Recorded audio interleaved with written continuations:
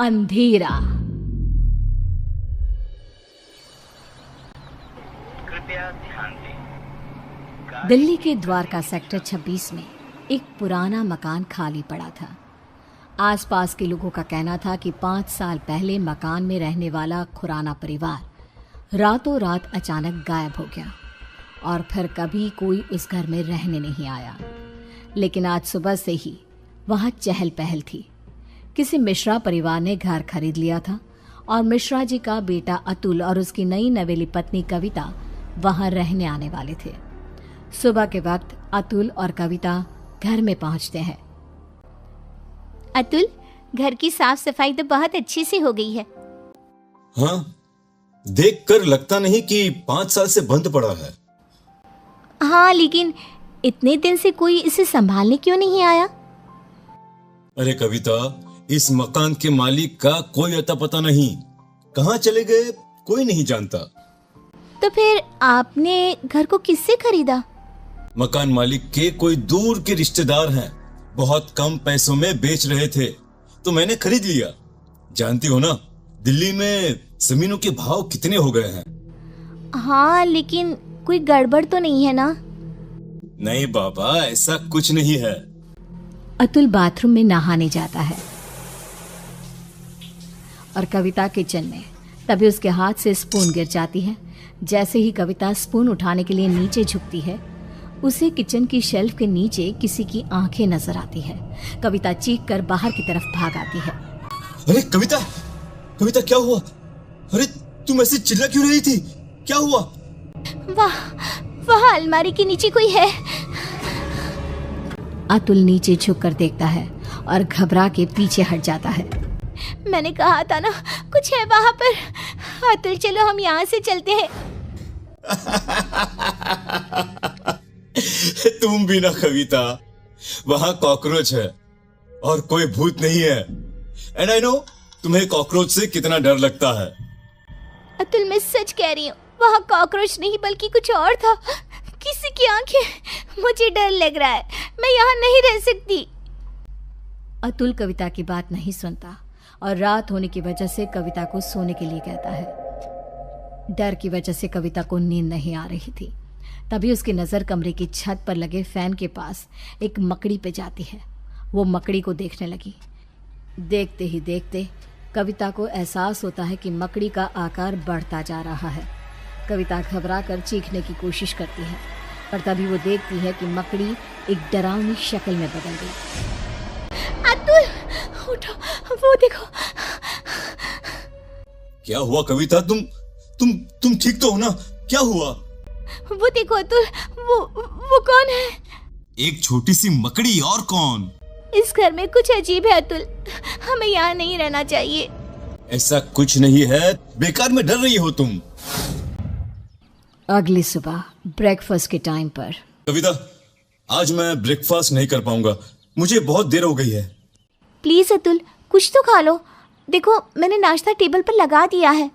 Please कविता, तुम fridge में रख दो, मैं निकाल कर खा लूंगा शाम को, ठीक है? Okay, bye.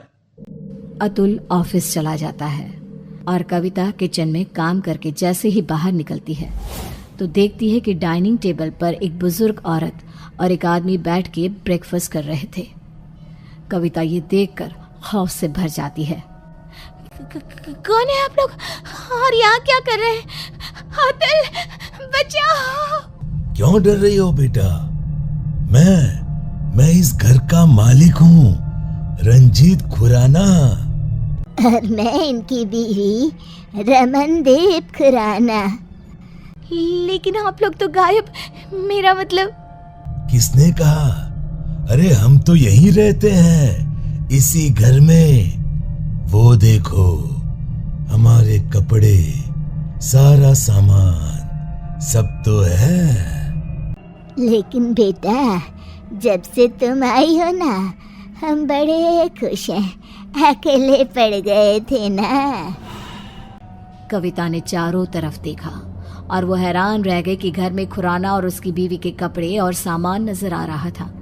कविता घबराहट की वजह से दरवाजे की तरफ बढ़ती है ताकि वहां से बाहर जा सके। तभी एक यंग औरत उसके सामने आ जाती है। कहाँ जा रही हो? मेरे मम्मी पापा ने कहा ना कि वो अकेले हैं, उनका ख्याल कौन रखेगा? कौन है आप सब? कौन है? जाने दीजिए मुझे। मैं इनकी बेटी हूँ ना, क्या करूँ? मैं तो मरने के बाद इनका ख्याल रख नहीं सकती। अब तुम्हें ही ये काम करना होगा ना। हेल्प, कोई बचाओ मुझे।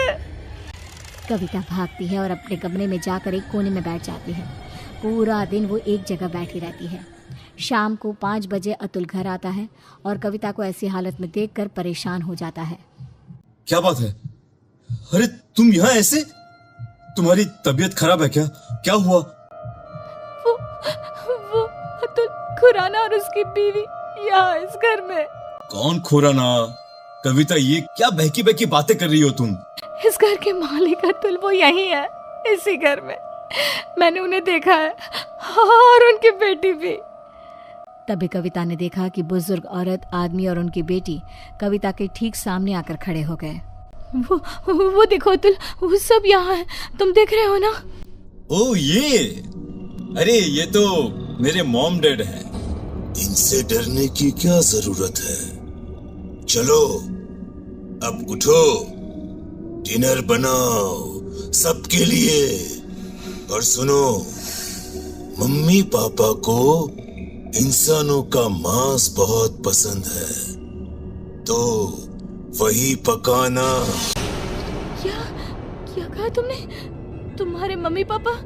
लेकिन तुम अतुल मिश्रा मेरे पति हो, और ये खुराना, और ये क्या मजाक है? इंसानों का मांस? कौन हो तुम? ओह अच्छा, तुम्हारा पति। तुम उसकी वजह से परेशान हो। रुको। अतुल पीछे पलट कर देखता है और फिर जैसे ही वो कविता की तरफ पलटता है, कविता ने देखा कि उसका चेहरा पूरी तरह से बदल गया था और अब वो किसी भेड़िए की तरह नजर आ रहा था। कौन हो तुम? मेरे पति कहाँ है? क्या किया तुमने उसके साथ? अतुल ने रूम की छत की तरफ इशारा किया। कविता ने देखा कि अतुल का शरीर रूम की छत पे चिपका था। वो मर चुका था। अतुल कोई बचाओ। अब कुछ नहीं हो सकता। जानती हो, ऐसे ही उस रात हम सबको मार के छत पे लटका दिया गया था। क्या गलती थी हमारी और मेरे परिवार की?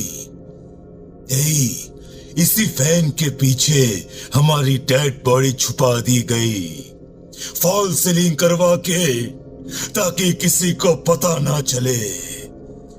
हम सब यहाँ कैद हैं। लेकिन तुमने मेरे पति को क्यों मारा? उससे तो मरना ही था, क्योंकि उसके बाप ने, जो कि एक कॉन्ट्रैक्टर है, इस घर को हड़पने के लिए ये सारा खेल रचाया था। उसकी सजा तो मिलनी ही थी। मुझे जाने दो। मैंने तुम्हारा क्या बिगाड़ा? नहीं, अब तुम हमेशा के लिए यहाँ कैद हो। हमारी भूखी तड़पती आत्मा को संतुष्टि करने के लिए एक जिंदा इंसान का इस घर में होना जरूरी है। और अब से ये काम तुम करोगी। किसी को पता नहीं चलेगा कि तुम कभी यहाँ आई भी थी।